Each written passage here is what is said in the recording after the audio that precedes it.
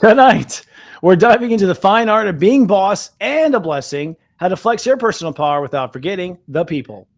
Streaming now on LOL. Stay tuned. I don't just talk stuff and repeat stuff. I'm living this stuff. And you can thank me for covering your Astro.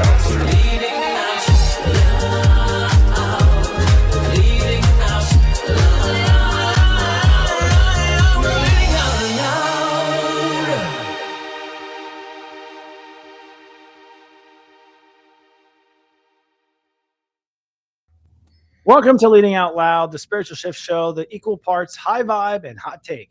I'm psychic astrologer Sensei Christopher Wotecki, the sensei to SeriousJoy.com. And I'm Scott Cruz, psychic medium and mentor with ScottCruzPM.com. What a interesting wave of a week this was, huh, Christopher? It's been another interesting week. Yep. Yeah. Especially around balancing personal power with humanity. We have some news headlines that'll happen, but even for me, I had to say that my week was incredibly transformative, I would say. So far. It's only Wednesday. Yeah. Yeah, but from this Wednesday, last Wednesday. Seriously, since we've been on the air that week. The last 7 days. Yeah, exactly. Yeah. I feel like too. I feel like from the last 7 days, like I was coming to tail end off of an extraction. Almost felt like a tooth extraction, but it was a soul extraction. And then this last 7 days has been kind of like a nice coasting of that. You know, almost like a reward of what I extracted. So I've been feeling a nice current. You know, the past 7 days. I've been in the extraction. Okay, so I'm a week behind you on that one, but and it has to do with heart stuff. It has to do with Leo heart stuff, where ultimately I let my heart down. I set myself for my heart to be let down, and like the trick was like getting to where I let my own heart down inside myself. That was where the like mystery was, and then my body has gone through a total like follow through, which is release and you know, making the bathroom my best friend. I was going to say, have you been purging? Pretty much purging. Yeah, purging's it. And purging old stuff. And I think I'm ahead because I think that's going to be what most people do in Virgo. I think there's going to be a lot of purge in Virgo. We have 2 eclipses coming up, and Virgo, like consciousness, is going to do like a C-section and like take out an old and put in a new. Because we have an event on the 1st, an event on the 15th, step 15, and an event on step 29. So it's like 1, 15, 29. It's like literally the beginning, middle, and end all have like a snip, snip, tuck, tuck. And that's going to be the change of a whole new reality. And I think that's what I was really starting on already. So I can eyewitness report to you. Exactly. I see helicopter in the air, the body swinging, like, oh, he's going. He's good. But, airlifted out of my bathroom. Right, exactly. But you know, I feel like if we take advantage of the Leo energy, like of the heart, then we can use the precision of the Virgo energy when it comes to us. You know, so I think we should look at this like alchemy when we have these different seasons that we can take advantage of in the currents, collective currents, and how to use this magical energy to formulate what we're trying to accomplish. You know, so I agree. Virgo energy, we should be preparing, saying, okay, it's come from the heart. This way, when Virgo season comes around, we can use that precision to put things back together. And so, I think it's important. The astrology, thanks to you, because I wasn't so versed in astrology until I met you, and I'm like, there really is a nice heads up about like what we're doing and why with the astrology, not just the psychic reasons. So it's good that we can follow those trends. Yeah, no, I mean, it saved my life and my sanity because there are certain, cycles and circles that humans go through, and these always cycle like the seasons. They always cycle, but they have to do with your consciousness cycling. And we don't know what it's going to be, but we know what part of ourselves is going to go down, Right. I actually think for me, the Leo breakdown for me, it was right just shy of my moon on step 20 Leo. And my moon's 21, which is where I'm at today. The sun's on my moon. So it's my, solar conjunction with my moon. So I feel good today.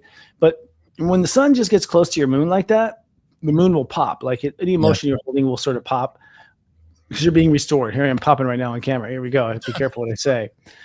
So hold it in. I actually think, but the Leo stuff is the heart of the matter. And the heart of the matter is the most painful. That's what you don't want to look at. That's what you don't want to think about or relive, or you're afraid of reliving. So, getting that core bad, whatever out, and just letting it be gone, and helping the heart to go on. The heart heals really well, but it's and very fast, but it's for some reason really scary to look in. Well, it's passion. You know what I'm saying? So I even anger is passion, joy is passion. It's all passion. Yeah. So I think that if we actually can see how passionate we are, we might be able to look at things a little differently and execute things a little differently, because people are afraid of just passion, and when you're angry, and I actually talk about it tomorrow, but we'll get into that later. But like, we're angry about something, there's something that we love behind it that's not being nurtured. And the only way to figure that out is going to the heart, saying what part of my heart is being deprived, what part of my heart is not being nurtured. So that anger could actually be a huge messenger for us and all the range of emotions. So we should say we actually are really passionate beings. Without, people just assume passion just means like, oh, I'm in a career. It's like, no, passion is intense emotion. Yeah, and emotion is an energy we don't understand. I mean, I'm teaching my Intro to Step Astrology course at SeriousStory.academy, and it's the first time I put Step Astrology in a whole format like this. And we're at step 2 right now. I'm going to teach step 2 tomorrow. And step 2 is I feel. And the I feel state of awareness is like a super awareness. Your emotions are like this energy that flows around you and through everyone else's and back to you. And so it's like a mesh net. It's like a psychic mesh net. And what we don't realize is that when we emote, we put a wave out there, and their waves hit waves. And so there's a lot of energetic back and forth going on, all because each individual is not really grounded in their own feelings. So this is the part of being human that we're really trying to now wake up to. When you talk about the big wake-up call, as simple as it may sound, it's really just waking up to really our feelings and their power and what their potential is. And knowing your calling, right? So wake-up call is like, yeah, waking up, but then you understand your calling. So even that sounds cliche too, but calling is like where you're supposed to be expressing yourself. Because the cliche remark, like what you're looking for is looking for you too. It's like the whole fantasy of like there's something looking for you, but it's more about the alignment and what are you aligning with and what's aligning with you. And a lot of times we're being shown that and we dismiss it, because we don't understand what it is intellectually, but the heart can actually guide us intellectually how to align with those things that we thought are impossible or not truly versions of ourselves. But that realization is huge. Well, you just said Aquarius. You just said Aquarius. I mean, the Leo is the heart. If you cut away a heart cell and then move it over to another heart, it'll start like synchronizing with that other heart. Right. Like heart cells are designed to synchronize and like beat together. And Aquarius is when, the Aquarius waves to me are like two hearts that beat as one. Really, it's like when you are in the same heartbeat with each other. That's what the. I know. I was waiting for it. Two of hearts. Two hearts that beat as one. But it's true. That's probably what's in my head. Even it's because it was drilled in my head with music. But that's Aquarius. Aquarius is when we organize according to our heart and what we beat with and what we don't beat with, and and not beat it. Like we don't have to be mean to the one heart that doesn't agree with us. Michael Jackson, just beat it. Exactly. Right. Yeah, exactly. So that's the age of Aquarius in a nutshell. I mean, but the end of Leo this week is about stepping into your personal dreams. And the thing about this is, I don't know if people realize this, but your personal dreams are going to be what determines if the earth heals. Like the more people that pursue their dreams, I don't care if it's to open a carnival in the middle of a swamp, the more what it is, like whatever the fuck it is, the fact that you're Google over it is going to set out such great waves to the world. It's time. And the technology's there. So what I mean by that is like so much technology, like to help you like create miracles right now from AI and all this stuff, like all these crazy tools. Right. Really, this is almost like the Wright brothers in the airplane. Like this is another moment where like human beings, the average person could invent some cool shit that no one thought of and just change the whole world. So it's definitely time to go for your dreams. Like try it. Yep. Why not? Right. Right. Yeah. Now I was going to say like this last week is about owning it. Because if you've been doing the work, you've been realizing it, and now this last week should own it so we can put it together and put it into action. And I like you said, even if it's a carnival in the middle of a swamp, it's like, well, no one's doing that. And could there be any need or value for that? Like, could someone, and so I think that if we allow ourselves to take it a little bit step further and say how it could provide value, that's where it becomes rational to us. We think of something out of the box. I don't know if I can do it, and isn't people going to love it? Just to say, well, what would be valuable to other people about it, right? And I mean, Squatty Potty, like there's some woman thought an idea of like, I'm going to put a little stool when I shit, and that's going to be worth a lot of money. Went on Shark Tank, got a deal. She's a multimillionaire from Squatty Potty or Poo-Pourri. These ideas that are crazy, but they made them a lot of money, and they were very passionate about it because they saw it brought value to people. So to me, the key is, how does it bring value? How can you bring that value? And then it becomes rational where you're like, I'm going to go do it. Yeah. And, in step astrology, I materialize, or the sense of what value is when you take something you love, step 1, and you add space, time, and protection to it. Right. You value when you add space, time, and protection to it, someone else is going to value it also, at least one person. Right. So, it's a time. And we'll go into that. I think this next year, I think that, predicting for the rest of the year, it's going to get really rough in the sense that people are just going to get, I think, extremely passionate, use your words, Yeah. about what their heart really wants. I think we're kind of had enough and we want what we want. And so there's going to be a push where a lot of people are going to be, racing to do something they want, I think, in the fall, and just like saying F it to government and F it to the headlines. And then some people are going to be sort of drugged to the headlines and drugged to the coals, but those people are learning to put their heart first. So there's always that crop. Yeah. Yeah. We're seeing that. We're totally seeing that right now. And that Collectively. brings us, we have some headlines actually to sort of like talk about this week, just for our psychic comments on it. So I guess tensions are escalating in Ukraine ahead of the Putin summit in Alaska. So I'm not even sure what the full story is on that, but I just think it was interesting to look into psychically and astrologically. The Ukraine thing is like, I don't know, there's something weird about it. There's something weird about that whole, and God bless the people dying. God bless. I do think, I don't mean to sound cold, but I know the way it works. You don't die unless you signed up to die in heaven. Like there's no accidents at all. Sure. And I'm not cold, but there's no accidents. So, and I've been told time and time again, in fact, I just had someone tell me a near life death experience. And this is like the third time I've heard this, that when they actually died, they didn't feel any pain. They went straight into their soul. Mm-hmm. And I keep hearing that over and over again. So like when someone gets shot or whatever, like you see on TV, what I hear is your soul gets pulled out before you feel that. You don't feel that. Yeah. Well, that we release DMT. That's what DMT is, right? So when you die, DMT fills your brain. You thought this euphoric experience, especially when we're incarnating. The release of DMT makes it an easier transition for us. But I agree. And so, yeah, I agree. And we've all understand the parameters of our karma and how we go in and come out. And so, but I agree with you, the weirdness of the Ukraine thing. Without getting overly political about it, though, something feels planned prior. Like I feel like this has all been kind of a scheme prior with Putin, Trump, and all his, whatever. I'm not going to get premeditated. Feels premeditated. Right. It feels like, it definitely feels like the Monopoly game for global shit, right? And so, Monopoly. Yeah. Okay. I feel that too. And, guys, we're not political, but we're here to bring the spiritual into the political. So it has a little balance, has a little like context. That's not what you're told. And I agree. There's something fishy about this Ukraine thing and even the Putin thing. All of it just doesn't feel right psychically. There's something we don't know. But I do know this. It's like the idea of people really suffering badly. From what I'm seeing in all my psychic evidence, that doesn't allow to happen. Like we don't have that trauma actually hit us as a soul. It's horrible. It's gore. It's, it's bloody. It's bad. It shouldn't happen. Yes. But the people choose to go. And that's the way it is. They do choose to go for whatever reason. Maybe they're trying to make a statement. Maybe they're trying to add to a cause, It depends on the soul. But so, again, like you said before, right? It's like a video game. So the same thing, if we choose a certain challenge or we have to experience a certain lesson, those are parameters to which we experience that. So the soul's equipped. I kind of reminds of the biblical text, God would not give you anything you can't bear, right? And so the soul knows I'm experiencing this version of reality because of the soul illusion. So when I look at how that's shifting around collectively, I'm like, it makes sense why we're all kind of telling this bigger story based on where we're at individually. So, but we still, and I want the people listening, we still have to understand what the codes are to evolution and growth and what to fight against still too, right? And so that's part of our mission. But yeah, I think that, when we look at politics today, it's not so much about the politics, it's more so about how we're evolving. Where's the breakthrough moment? Because things are breaking down. You and I both said, Christopher, that Trump is a disruptor on purpose, so we can break things down, like on the spiritual sense, which I believe, and it's caused us to rise up. Yeah. Yes. God always chooses a useful idiot. I think to ultimately,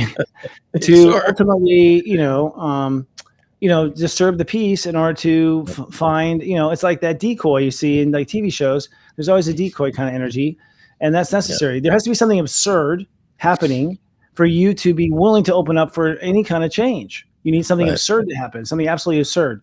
So it's a common like plot trick. And so at the big picture of things, I personally believe that we're living in a game right now. I personally believe we're in heaven right now playing a video game. And we choose these roles and it's fun and we learn from them. And so if that's the case, we're all taking everything way too seriously because it's not that serious, I don't feel, at the big picture of things. But you have to have faith to know that. There's another story that's similar. So UK is raising fears about ongoing humanitarian crisis in Gaza and the impact of famine of the Palestinians. That's just not fucking cool in the sense, I don't know. You shouldn't let anyone starve to death. Jesus Christ. Well, maybe not Jesus Christ in this case, but you know what I'm saying? Like that is a horrible thing.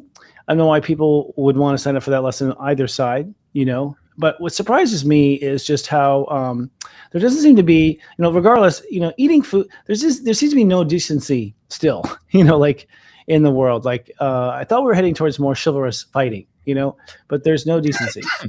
It's Well, really no, but I mean, the title of our show, I mean, there's a lot of people who are abusing their power, and it's all about, it's kind of like the Bush era, me. And so we have a similar trend going on in politics, me energy. It's only matters if it starts affecting them, right? And so I think a lot of this is just showing about abuse of power, and a lot of these, just to simplify what's going on in politics and the global arena, it's really kind of abuse of power, and who can outpower the next. And so, and there's just a lot of that going on. But again, the veil is being lifted. You can see people waking up to this. You can see people not buying it anymore.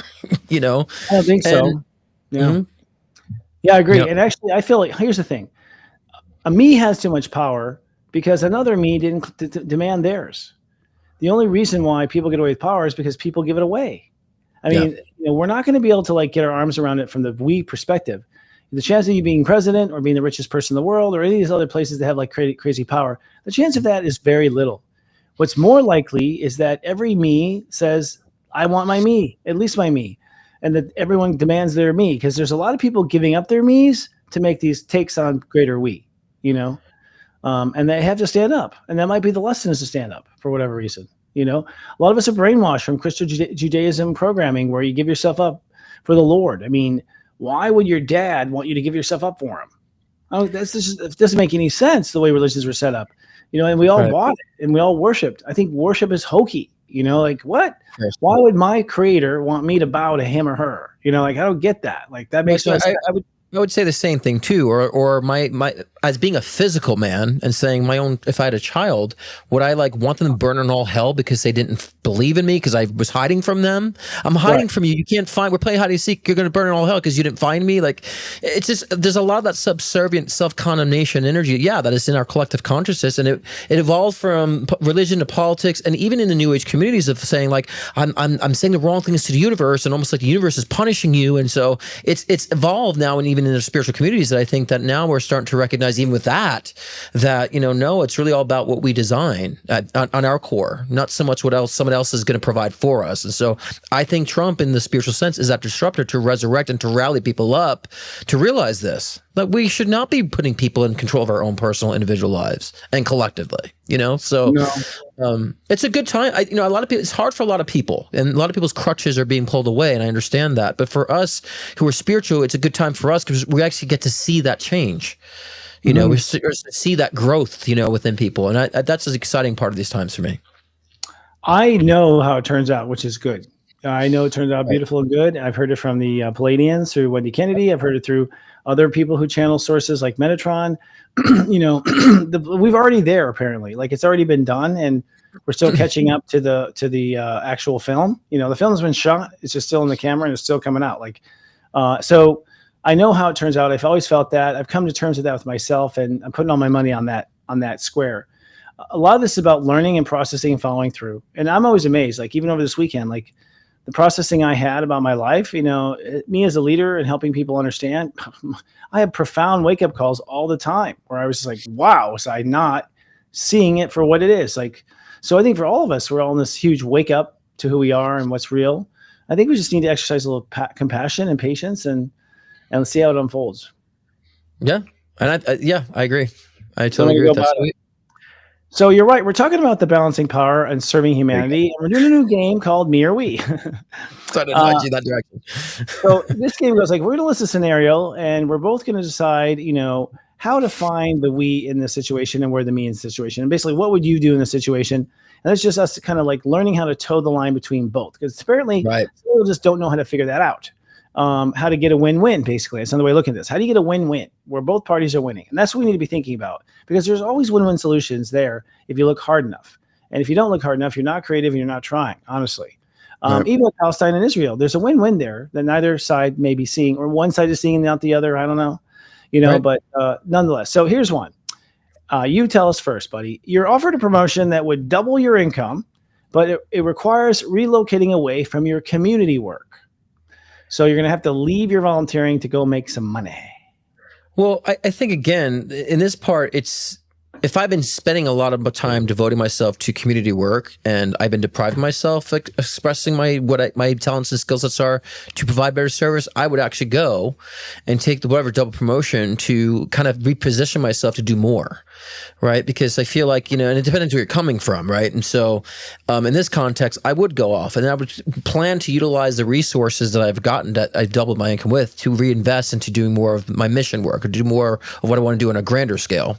So to me, that would kind of be a sacrifice to me, actually, to do that.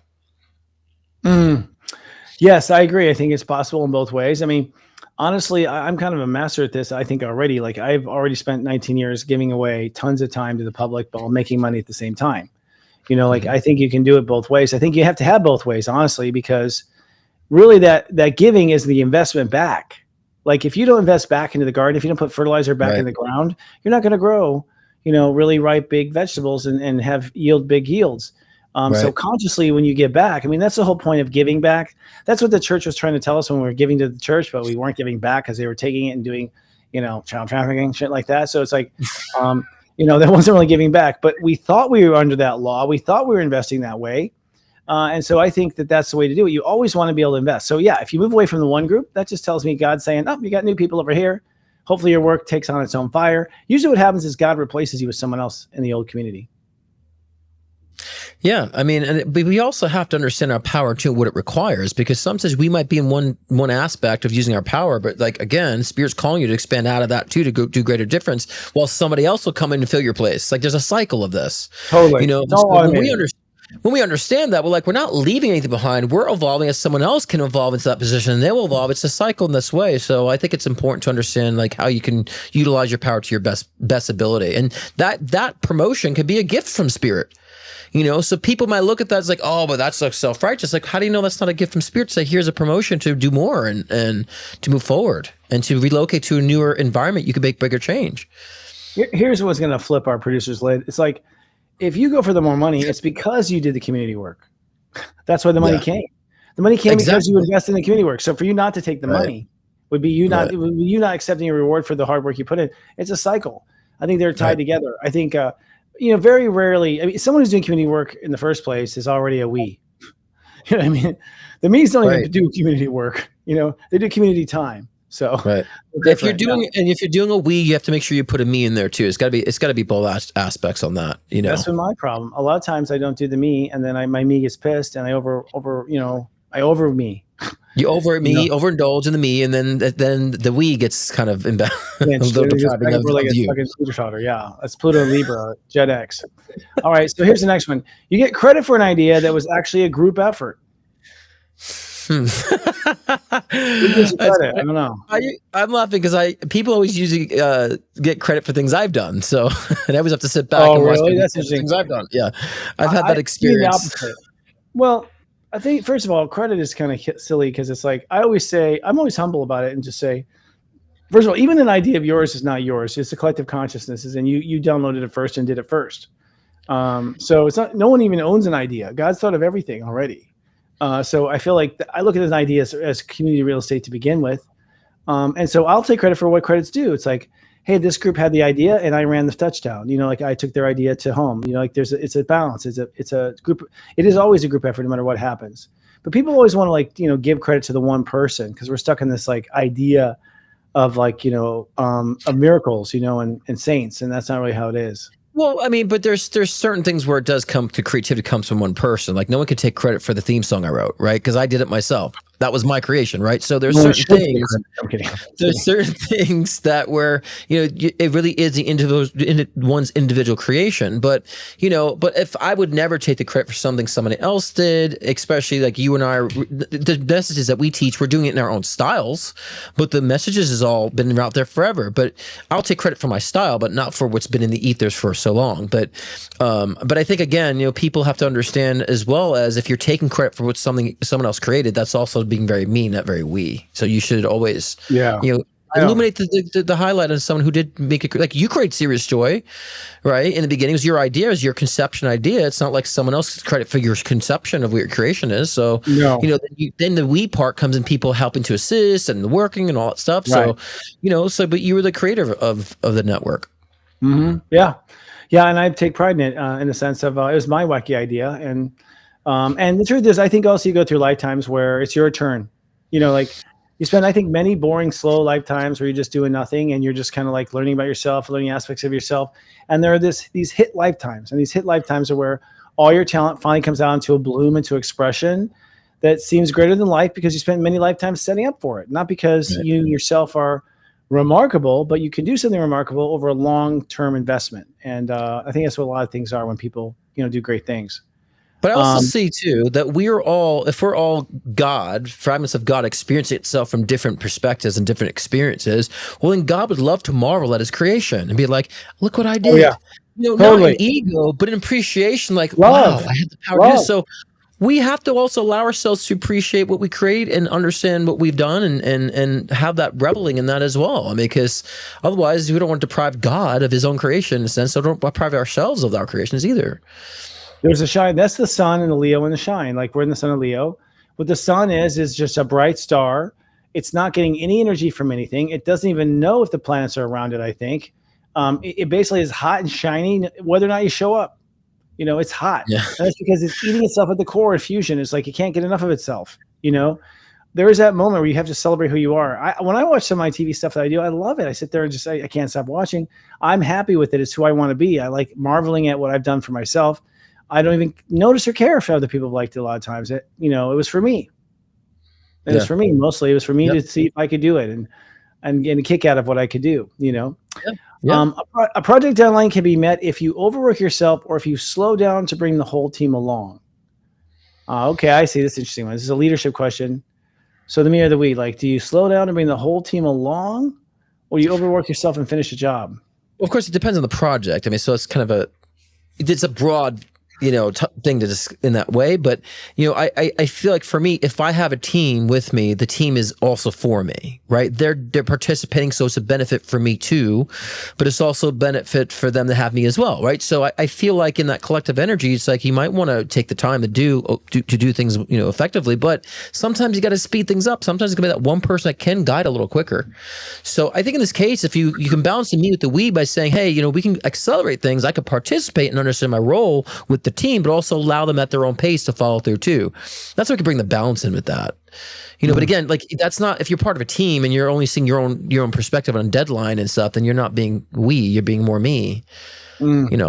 So I think honestly, the deadline's too late. Like if your team's not there for you seamlessly, you fucked up already. And you better just get that thing, turned in. You know what I mean? Like I think it's about timing and ideally, honestly, at Serious Joy, like we have started hiring people over a year ago, and we're just now at the point where the team can take over without me. It took that long just to learn, get systems down in place. Like, team effort takes a lot of we time, but until then, it's a lot of me's wearing a lot of hats, and that's just how you do it. So I think it's like a hybrid. Like the me's have to all perform like crazy until the we's can kind of gel.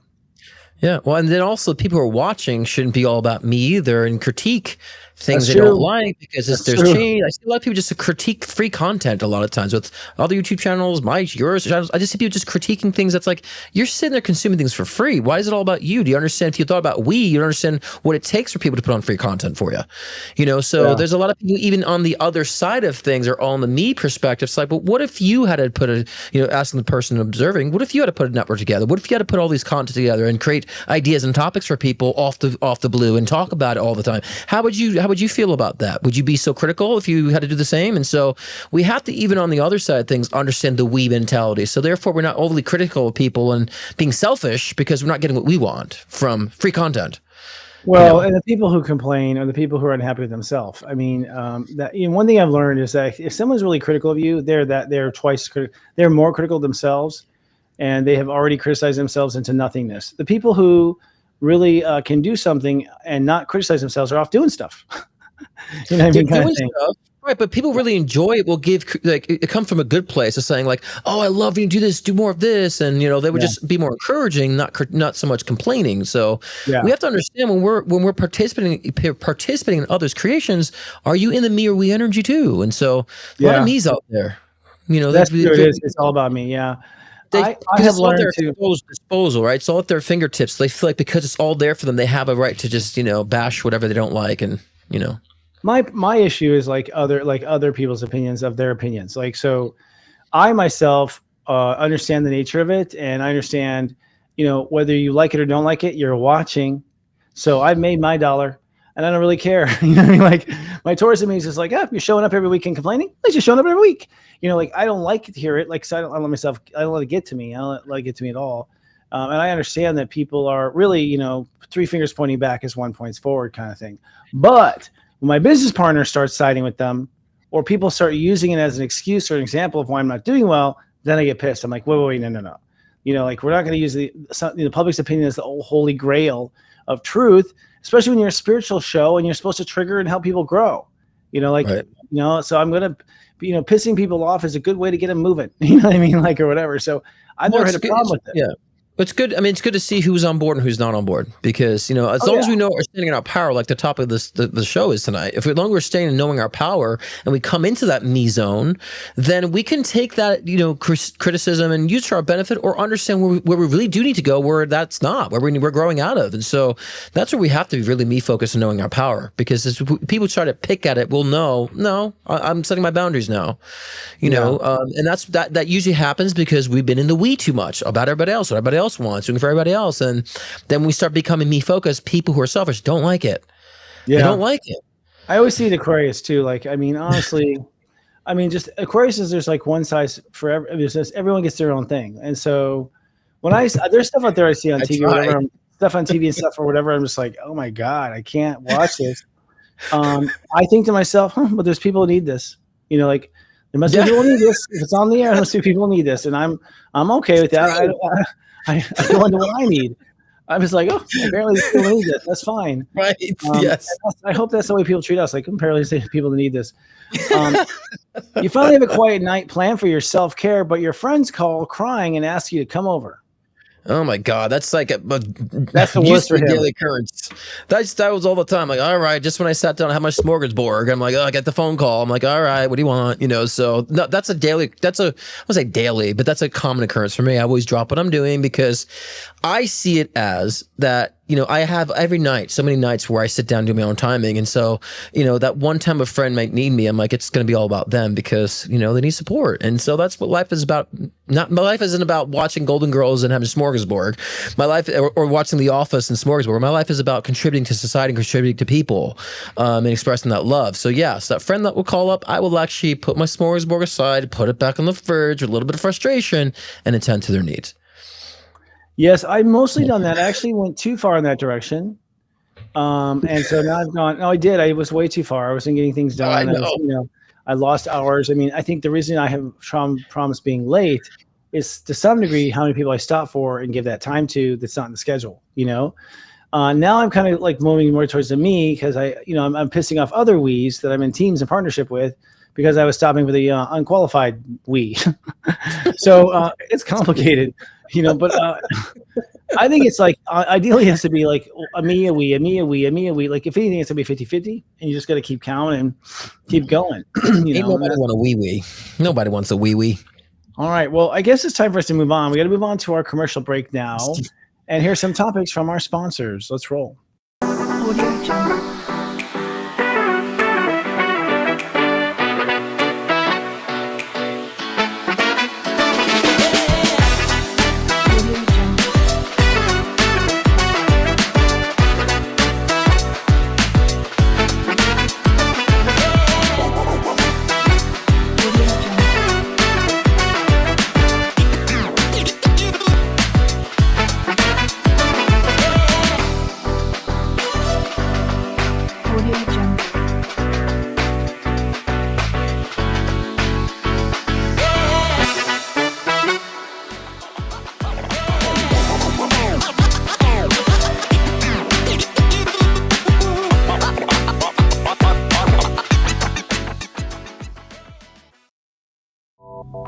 Do you love your weekly tea time with Christopher?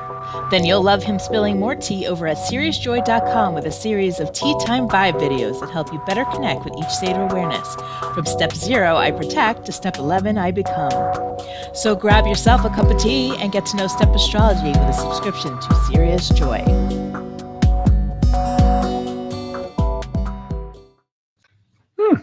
I actually think I heard the Audio Jungle sound clip in that first commercial, you hear Audio Jungle. I think it's the wrong version on that. You didn't hear that? Oh, I didn't hear that. No. So like an editor said something and they left it in there. You know, you get the sample and it's like Audio Jungle, like every 2 seconds, Audio Jungle. Gotcha. Like Oh, I didn't hear that. Yeah, Okay. so sorry, Audio Jungle. I I'm sure tuned you paid out. for it. That's why. Gotcha. Well, anyways, yeah, Tea Time is Serious Joy.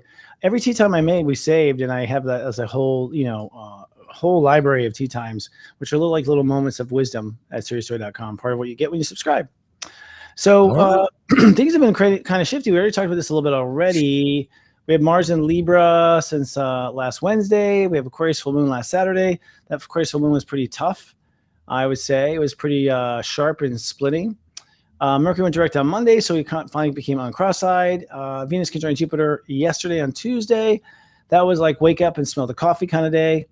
And right now we have Venus is trining Black Moon Lilith in Scorpio. So you might be having a lot of fear, trauma, and diarrhea coming up. That said, we're wrapping up the Sun in Leo, and that means that we're facing our heart's desire. So I think that people are now kind of like weary and wandering out of their, hangout where they've been in Leo, and we're starting to kind of wake up and move towards what our heart wants. And this is right before Virgo, where we have to get our shift together. So it's going to be sort of back to school, get your shift together time next week in Virgo. And like we said, it's a whole Virgo swap out. So it's kind of like, it's one of those Virgo years where you take everything out of the garage, you throw half of it away, half of it at least, and the garage is half empty when you're done. So we're like clearing out. This is going to be a huge clearing out Virgo season. What do you pick up on, Scott?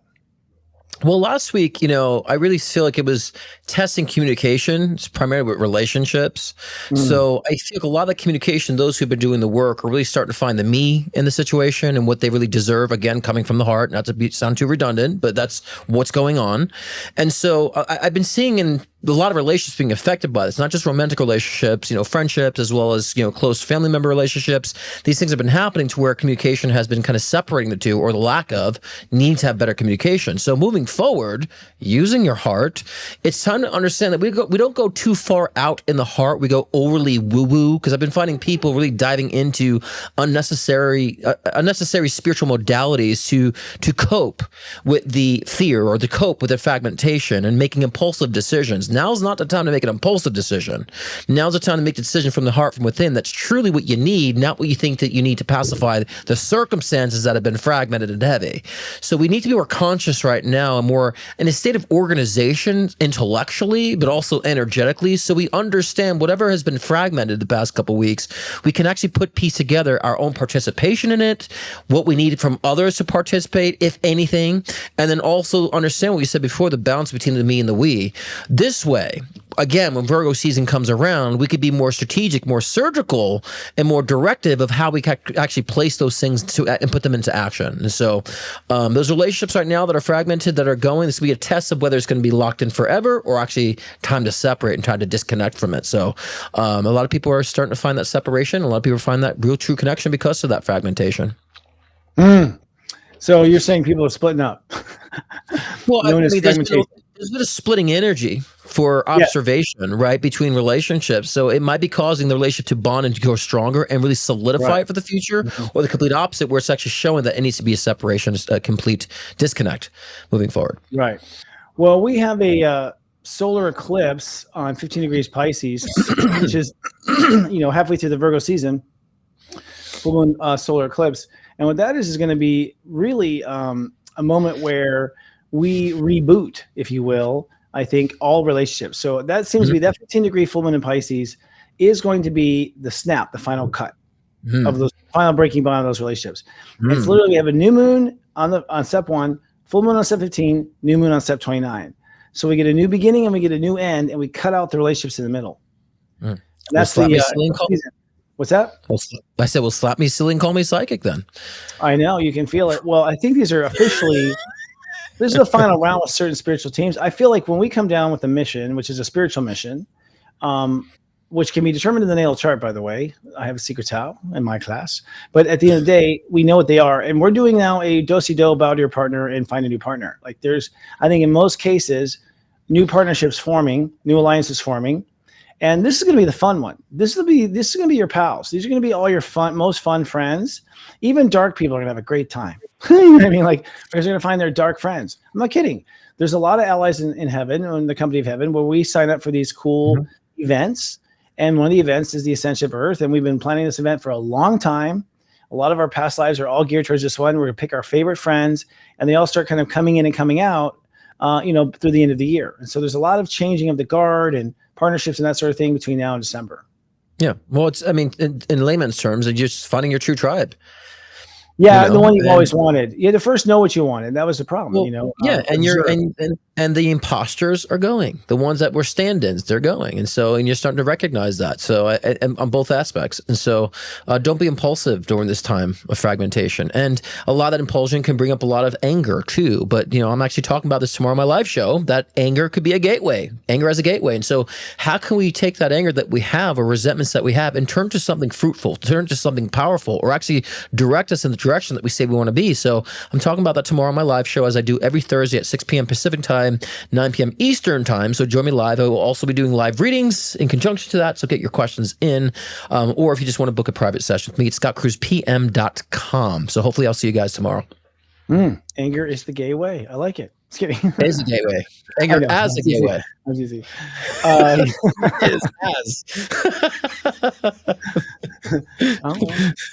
teaching people, get pissed off. That's the way. Yeah, that's my new mantra now. Get picks up. No, I'm kidding. But no, we can use it as a gateway is the point. Yeah, totally. I think you're right. It's certainly a transformative point. It's certainly a point where you burn the whole fucker down and you start over. You know what I mean? Like, people are afraid of anger. They're afraid to be angry. They're like, oh, I shouldn't be that way. They judge themselves. They got a little angry. Then instead of looking at it, people are just like, I can't get angry. No. It's like, well, let's use that energy if it's there. You know, I can't run away from it. Well, no, I've had repressed anger. That's been most of my issue. But that came from letting anger take me over in past lives. So it's like back and forth. All right, it's time now to get to our topic of the day, which is the Niwi equation. We're in the Leo season, but we just had a full moon in Aquarius. And the idea here is how can we balance the equation in serving humanity? It's particularly the ego-heart balance. That's, where we must find, I think, the path, right? What's interesting is that the ego-heart balance, like when you look at the step system, when you ascend to the master level, is at step 19. And step 19 is when the heart, which is step 1, and the ego, step 9, come together to form a 10, where they actually have a baby. And that's like the secret. The secret is that the ego must serve the heart, and therefore it is a perfect balance of equation, because the heart will never ask for too much, and the heart always knows what it needs, and the ego is the part of us that fulfills it. So I think the problem has been, to simplify the problems of humanity, is that the ego went outside the self to bring the heart joy. If the ego turns inward toward the heart, that's to me the example of ego-heart balance. The ego must serve the heart. And that's not an easy thing to start, but it does work amazingly afterwards. What do you say about ego-heart balance, buddy?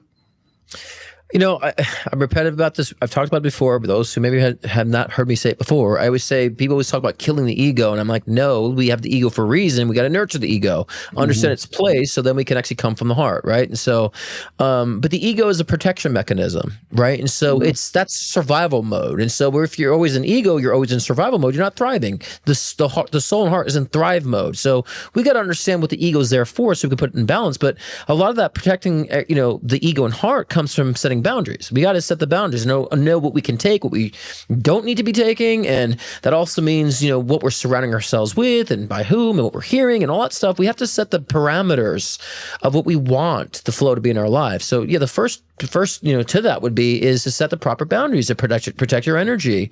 And protecting your energy and power, Christopher, also means that you're not just giving it away and you're not allowing people to take advantage of it either, and not exhausting it in, one channel. And so we have to be aware of people who are taking advantage or not appreciating or taking for granted, and that's putting that protection of our own power too. So we can channel that in a way where it's appreciated and valued, and so many people are giving it to people that just are taking advantage. It's like, why? You're just enabling somebody. You're not really giving any type of benefits to somebody else, but if they're just taking. Yeah, it's true. I think I'm not sure where that comes from, but somewhere. When you don't value yourself, you feel like you have to give it away in order to, make up for what someone else would have gotten. But I agree. I mean, that's the secret of step 0. Step 0 is everything starts with step 0, which is drawing the boundaries. So Scott, to your credit, your step system says, if you don't draw the boundary, you don't have anything anyways. Right. You have to draw the boundary from the get-go and set the laws from the get-go and don't even start until the laws are set. And that's zero, ironically, zero, which is invisible, which is nothing till it's something. It's so perfectly the number for it, because you're nothing until you decide the definition of nothing. You know what I mean? And then once you do, you can be something. So I agree. You have to set those boundaries and be flexible with them and enforce them.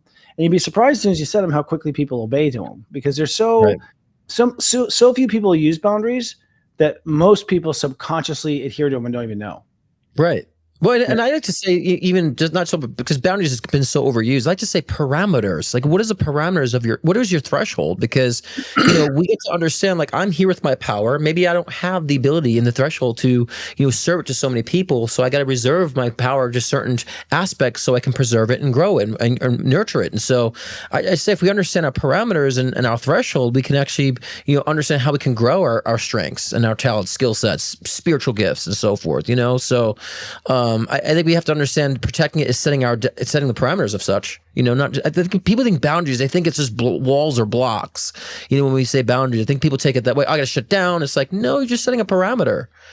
Yeah, it's true. You set up a parameter. You're setting up guidelines, and you're setting up laws and threshold. Honestly, and boundaries are actually what makes reality, because we are everything in heaven, and we just draw a circle around just a tiny part of us to come experience that one part of us. And so, drawing that circle, that zero is important. So here's another one: knowing when to take the spotlight and when to be in the searchlight, highlighting others. So when you take the spotlight and when you highlight others, I guess, where's the me, we in that? Where are you seeing that? Sorry. Oh, I'm sorry. It's I'm not sure it's on page 2. I don't know. I don't know what page it is. But anyways, it's in the script. I'll tell you this. Well, it's about being. I think the next thing about boundaries and protection, right, is because you can find your passion in that parameter, right?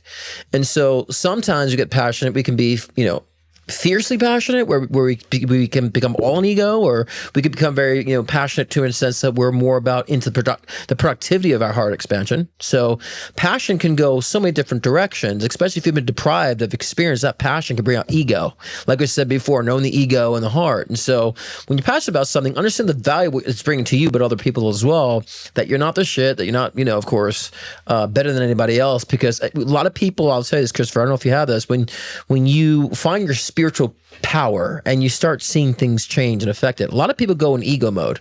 Look what I can do. I'm going to, and so when you remind yourself of the true passion of it all, then you become more, I would say, positively, friendly, passionate, not fiercely ego passionate, if that's what they were trying to say. I think everything already has a natural order. So I'm always been about, sharing the spotlight. First of all, it gives you a break, because being in the spotlight is a lot of work. You got to say the right things, everything's on you. It can be a little intense. You want to break. You want to pass the searchlight around. And they do next, they wear next, so it's a constant pressure of yeah, it is. So you really don't want to have to always have it on you. Really, once you've had it on you enough, let's put it this way: once you've had your fill of having the attention, then you don't want it all the time, because you realize that it's not as important as you thought it was. I mean, it's sort of the Leo story right now. Leos are realizing that the attention from people just loving them for no reason is not as nice as them giving themselves attention. That's where they've evolved. And that's true. And now we're aquas. Now us aquas have to be like, putting ourselves in the spotlight. You know what I mean? It's like, you would tell me since you first met me, like, you got to put yourself out. I'm like, I don't want to. Like, I'm good. Like, I just express what I want to express. And so now I recognize that spotlight has to be able to, I have to embrace that to expand my work more, so online, right? And so, but yeah, it's difficult. But I understand the passion behind it creates that parameter for me to want to do it more. Makes it more fiery, It's fun. And it's not every lifetime. Like I said, I think there's a balance of lifetimes. I go into deep hiding in lives, and I go into spotlighting others, You come in and out of it. Okay, so how can you have humility without hiding? I have a way for this, if you don't. Oh, you and I were both two different segments. No, I'm just looking it all together. We only have like 8 minutes. So I know, I'm blending other things. But humility about hiding, that's actually what we were just saying, because, I love what I do, and I love, bringing what I do, but people don't see online to online. Like, 2 years now, I've been on YouTube now, and so I've been working my craft for 12 years, and no one really saw what I've done. So I always feel like it's the passion as well. People who know what I do, like friends of mine, or heard about, but then I can actually see what I do. And so to me, it's like the humility stands just wanting to help and to want to focus on the passion. But and again, there's a power behind when you know from the heart where your power is. You naturally you're very humble about it. You know what I mean? Like, you don't want to be cocky because, like you said, Christopher, you're channeling energy that's already created. So, again, so you could be, in the spotlight, like I said before, because the passion will drive you there, and that when the ego's in the right position, then it will push you out. Like, go do it. You're fine. You're good at what you do. And so, yeah, I kind of like that humility without hiding, but that's how I would say I've accomplished that. I think that a poor man's humility is to put yourself down and to throw it down like, oh, that's nothing. Oh, I did nothing. It was, like to like shit on what you're good at is like a really cheap humility. But what I found the best humility is just honesty. It's like, yeah, I own what I'm good at. I'm fucking good at this, this, and this, but I suck at this and this and this. Like, to just be honest, my humility is that, I can't tie my shoes. Like, that's my humility. Like, there's stuff that if you're good at some stuff, you suck at others. And so I just always admit what I'm challenged by alongside what I'm great at. And I own what I'm great at, and I own what I suck at. And I think that's humility, that how I practice. It took a long time to get to that. Yeah, exactly. You got to know your power, but know your limitations too. That's what I was saying about boundaries and the threshold. When you set boundaries, you'll understand it. Well, I can't take this. I can't tolerate that. So therefore, you can actually not have to put yourself in the line where you're just self-sabotage yourself or cause any type of, unnecessary negative energy because of the fact you didn't know your parameters. So yeah, it's important to know what your limitations are. But I think people are afraid to say that. I think that in the New Age community, it's like, don't talk about your limitations. Like, no, you can acknowledge what is fact, but then you can grow and evolve out of it too. I mean, knowing is the power. One thing the best thing about my job is that, I know the insides of everybody, like so many people, so many stories, so many people sharing with me all their shit, people they've murdered. I'm just kidding, but things like that. And because of that, I know the truth. Everybody is bad at something. Everyone's struggling. Every famous person I've read, every leader I've read, every powerful person, they all are fucked up somewhere. Oh yeah, I've never seen anyone not. So seeing that truth that everyone has something wrong, I think we just need to come out of the closet and be like, look, you can't be good at everything. You just can't. Life's too big. And so if we just own what we're good at and own what we suck at, I think the whole world will be an easier place to live in. That's for sure.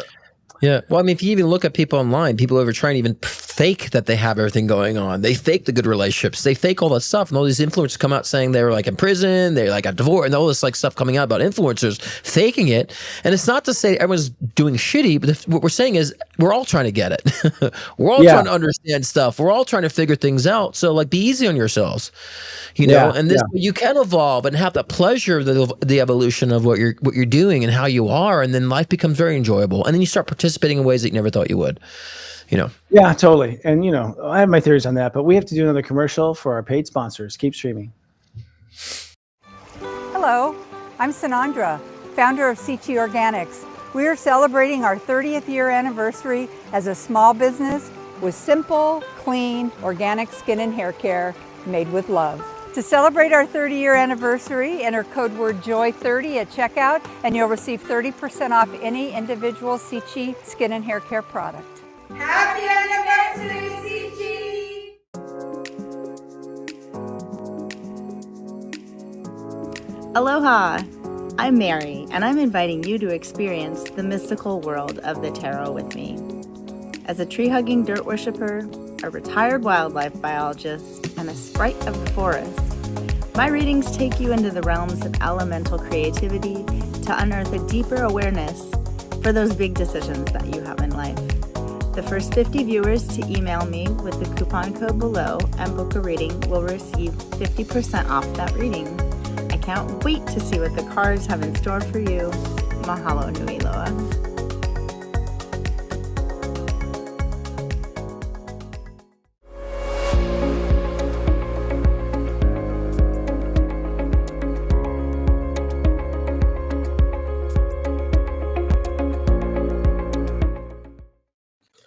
Ooh, the Borderlight. And I love seeing that people are, readers are advertising on our show now, man. Give me a run for my money. I love it. Oh, I think, when it comes to readers, there's no competition. Like people. No, are of course treating not. people. Of course not. You're drawing. I always They have the answer. They have your answer. Your guys want to work with them. Yeah. There's not enough. I don't think there's enough readers. I mean, I think that we need more, and there needs to be. I like more good ones, not the TikTok versions. Because I've had clients come in that book readings of TikTok readers have millions of subs, and they were awful. They were so wrong, and they were so expensive. So we need more authentic readers, and so because we all have different voices, we all have different ways to portray the message that people need to hear. So this way you don't have people going to 10 psychics at a time because they're not finding one that resonates with them. So we need more readers that have unique voices that can resonate with those who really need to hear it. Yeah, there's always that. I mean, but there's medical doctors that are hooks, too. It's like every profession has their percentage of, bullshitters. You know what I mean? Christopher, how many times? I mean, I'm sure you get a lot of clients come to you as I as well about how they're not getting the answers from their doctors, or misprescribed, or wrong direction, and 3 doctors with 3 different opinions, 3 different the diagnosis, and so the last people they come is to us psychics because they feel like they're not getting answers in the physical, So it's true. Yeah, and as far as finding good ones, you gotta listen to your heart, Not listen to your. I think a lot of times people buy readings to the people who are popular because they want to meet the person, and it's just a way you can meet the person, get in front of the person, and and those people don't always have. They don't. I mean, it resonates on camera. If you're not helped by their show, well, then you won't be helping a reading either. I'll just say that. So Leo Tolstoy and everyone wants to change the world, but no one wants to change themselves. That was paraphrased. He said that everyone wants to change the world, but not themselves. How can we change the world and make it better? Is it just by focusing on ourselves? That's a big question here, and we wrap up the show. What do you think, brother? Right. And I kind of threw those tidbits in here with the previous because I feel like we can juggle the two because of the time. So I kind of went over. Yeah. You see in our outline here. Yeah. And I went to script. No, we don't have a script. We have an outline. Yeah, we have an outline. You were doing Act 3 and 4 in a multidimensional Aquarius way, right? Because I'm a timing's short, so I want to get it all in. But we don't have a script. We have an outline. We're channeling our perspectives here, so people know we're not scripted. We're just outlined. But but the ways. I mean, you have to focus on self and the collective. I think people are always trying to pick one or the other. Is it me or them? It's both. It's you and them. And so I think if we develop that, this and that mentality, not this or that mentality, we probably would find more balance. Time for ourselves, time for others, and understanding the parameters, like we said before, setting the boundaries. Right, finding our passion, right, and all that stuff, and then understanding our purpose, then we can actually be contributing on both aspects.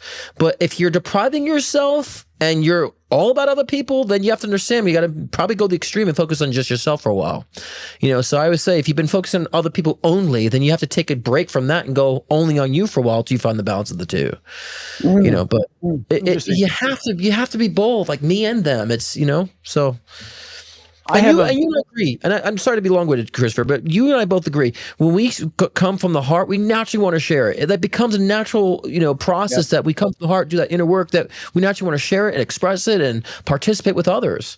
We become naturally focused that way. I'm going to go quantum on this and say the world is you. I think, again, that we are asleep right now in heaven, and this is a simulation game, and that we're in this game, and that everyone in the game has been being drawn by your mind. So if anything, you got to focus on the me, because the me is what creates the we. I think the way you treat yourself is the way the world will treat you, period. The way you treat yourself is the way the world will treat you. You just don't pay attention to how shitty you are to yourself, how cold you are, how cutting you are, how mean you are, how you steal from yourself. I was having an issue with people stealing from me recently. I've never been stolen from my entire life. And I was like, what the fuck? Why I have good karma? I've only stole a piece of candy when I was 5 years old. That one story. And I realized I've been stealing from myself. I've been stealing from my heart. I've been stealing. I was stealing from myself. I was stealing from my heart to pay off other things. And so the world was reflecting that. So I think the me leads to the we. I think the we is the me. I think it's all about me, period. Honestly, think about it. If we are currently, even if you believe that it's not a video game, you must believe, do you believe you're in heaven right now, or do you believe you're on earth? Where are you? Right? And maybe you do go between the two worlds. But as soon as you get to, back to heaven, it's all me, which is a we. It is always the way it is. So I think it's the connection of that we are the world, And if you treat yourself really well, I think you do good for the whole world. You've been dropping songs left and right this today. We are the world. I'm gonna do the we are the children. Yeah, But exactly. I agree with that. I mean, because when people have NDEs, they always say like they didn't feel separate from anything. Everything felt like connected, all one energy that have a perspective of. And so, I think we're here to play the individual game, but also understand the individuality through the collective. And I think that's important to understand the synchronicity of both aspects, right? And so I just want to say thank you to Metaphysical Mike, who sent a super chat for loving my hair. So thank you for that, Metaphysical Mike. I got a super chat there. And I want to thank CT Organics actually for being here today and for sponsoring us and being one of our sponsors. I feel like at the end of the day, when we give to ourselves, and we raise our own vibe in an authentic and loving way, we help everyone around us, right? And that's just, I think, the secret of it. I think we're here to do that. And boundaries are a big part of it too, but but only the start of the part. Right? The start part. The start of the part. Yeah, the start of the part. Yeah, it's time to live. So I think, honestly, like the parting phrase here, because we're coming to the end of our show time, for me is, when you live your serious joy, this is really why I started Serious Joy. I'll just say with this, promoting myself at the same time. I had a lot of things like the title. My show, my title used to be Soul Garden. And I was like, oh, Soul Garden's awesome because it's where our soul can grow. But then I realized, wait a second, that's not changing the world. What'll change the world is if we go after what we want, which is joy. Like if you pursue your joy, your serious joy, you'll do everyone a favor. Everyone a favor, because people will want it. People want to help you. They want their joy. Everyone wants their joy. So seriously, in this last week of Leo, pursue your joy. That's the best thing you can do for everyone in the whole world. Not stepping on people and get along the way. You don't have to step on anyone, because as soon as you enjoy yourself now, a step comes up to enjoy yourself next. I agree. And when we come from that heart too, we get to understand our karma, trials, tribulations, whatever you call it. Then we also understand that and have the compassion for others too, to understand why they're being, why people are expressing themselves the way they are, why they're experiencing the way they are. We become more objective and unaffected, is what I always say is the goal. Because when we're objective and unaffected, we can understand things a lot better without judgment, and we can lead, and then we can revel in our joy in that way. Yeah. So I want to tag team with you on that a little bit too, to kind of give a dual point of view on that. Because I think that people, are judging themselves too much, and then they judge others, and that's keeping them from experiencing that joy because they're not being objective and unaffected. Judgment is so lame. It doesn't do anything. I mean, measure out your judgment. Measure it out. It does no good. It does nothing. To give yourself a brand or a label or to assign yourself, first of all, you're only judging yourself in that moment. Since that moment, there's been moments. So it's already dead. It means nothing. It stops you. It does no good. No one's keeping fucking score. You know what I mean? Like, there's a fine line between judgment and shame. There's a fine line between the two. And shame? Yeah, there's a fine line between judgment and shame. Because a lot of times we end up just shaming ourselves for things that we did and judging ourselves. Yeah. So we sometimes end up just shaming ourselves because of the judgment. So that's what I'm saying. There's a fine line between the two. It's like, are you judging yourself and then just end up just shaming yourself, unintentionally? And so I just see a lot of people walking around with shame. I think things they did or not doing. That's all the church too. There weren't any caveman going, no. There were cavemen going, shame on you. That came out with the whole, Christianity and Judaism and the whole, like, your God doesn't like you kind of thing. And here's the thing. We're still buying that bullshit. We're still making it happen. It's like, stop shaming yourself. God doesn't shame you at all. You're completely embraced. I heard a near-death experience over the weekend. I had dinner with someone, and great guy. He told me this amazing fucking near-death story I've never heard before. All kinds of different miracles in it. But at the end of the day, like, the lesson was, all there is joy. There is nothing else but joy in heaven. There is nothing else in the universe but joy. We are in an illusion where pain exists because it's interesting. Why is it interesting? Because all we have is joy. The reality is all we have is joy. This is all an illusion, pain, and it only happens here on Earth. It doesn't happen anywhere else in the universe. So think about that, kids. All right, that's all we have for reading out loud. Don't forget to, actually, that's your line. That's all for this week. Next week, we'll be talking about unmasking the mic and finding our true voice. Interesting. And don't forget to check out my live show tomorrow at 6 p.m. Pacific time, 9 p.m. Eastern time, talking about anger as a gateway. I'm doing live readings, so check me out tomorrow night. I hope to see you guys there. And I'm on Friday at 8 p.m. with Namaste Today Live. That's 8 p.m. Eastern. And at 9 p.m. Eastern, we'll have our Astro Mingle. Until then, don't let anyone shame you. Lead out loud. Lead out loud. Good night, guys. Wow. There it is. We're going to redo the open. You know, We yeah, gotta, we gotta retire Fat Chris. yeah, and the bald Scott. Oh And yeah, that's these- right. Fat Chris and Bald Scott. You're right. Yeah, Maybe we Nice should hats. use one frame and we should look at each other and Right. like. I'm a Leo now with my hair, with my Right out mane. loud. I know. That's so funny. Yeah. Well, We'll brainstorm. Yeah. We'll brainstorm, all right. Coming up next week on Serious Joy TV. Join Sensei Christopher and tune in to Astro Mingle for special guest Megan of Solar Glow Meditations. Known for exploring the universe by asking spirit questions through dowsing rods, Megan has become TikTok's go-to dowsing rod expert, offering simple yes or no answers to life's most profound questions. The best in enlightened entertainment, only on Serious Joy TV.